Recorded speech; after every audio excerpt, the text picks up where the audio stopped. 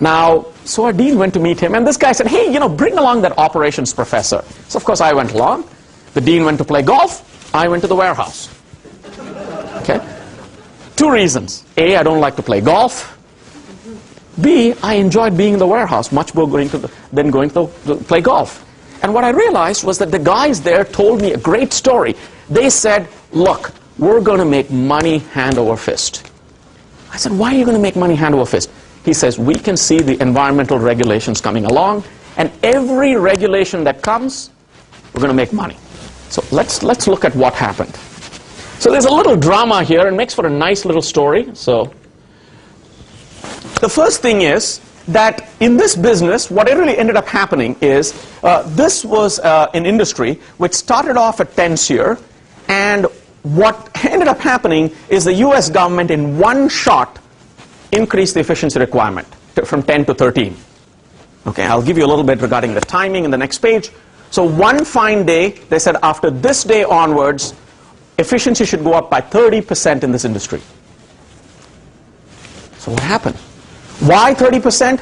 Incidentally, the way it works, rule-making works in the United States, is that before you actually pass such a law, you've got to go collect a lot of information, you've got to do an analysis, you've got to see whether it's feasible, etc., etc., etc. So the arguments that were made was, with 30% more energy-efficient air conditioners, effectively the savings of energy usage by this 30% reduction is equivalent to the consumption of 26 million households over this period. It'll reduce carbon dioxide gas emissions. It'll potentially generate $1 billion in savings, and would save construction of 12 power plants. What I want you to think about is, what does it mean? What does it mean for the world to become greener? It's not going to happen overnight. It means every product that's going to be made is going to have to be different. Every washer, dryer, toaster, computer. You would have heard today, if you check CNN, that California passed laws changing the energy requirements for all the appliances and the computers and the televisions that are going to be sold in California. Different than the rest of the country. Companies sort of make different televisions for California. Now, what's going to happen? Every country is going to do it differently, but as these regulations kick in, the products that are going to be made are different than the products we're making today. And most of us, if any product breaks, you've got to buy a new one that's going to be completely different. If that isn't a stimulus, what is? And that's a stimulus without a dime being spent. It's every one of us being required to do things, really, from an economist's term, absorbing the externality that we cause the environment.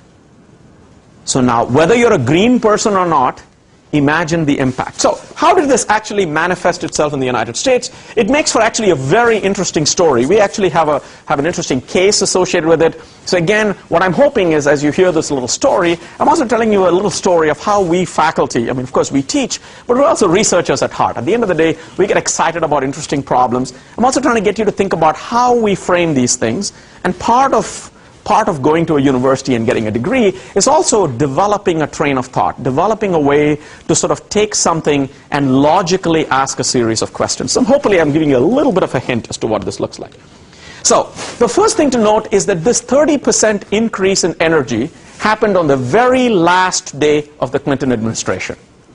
The very last day. Okay? Till the day before, the industry had thought it was 20%. He signed it on the last day and left office.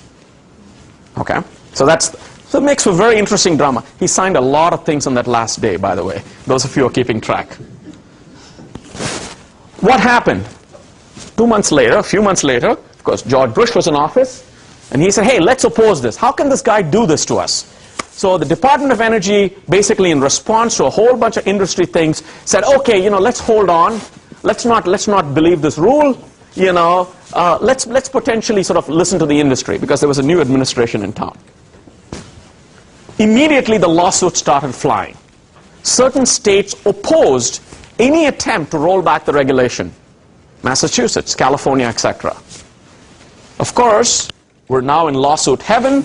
Time goes on up to 2004. The US Court of Appeals says what a president does, nobody else can overturn.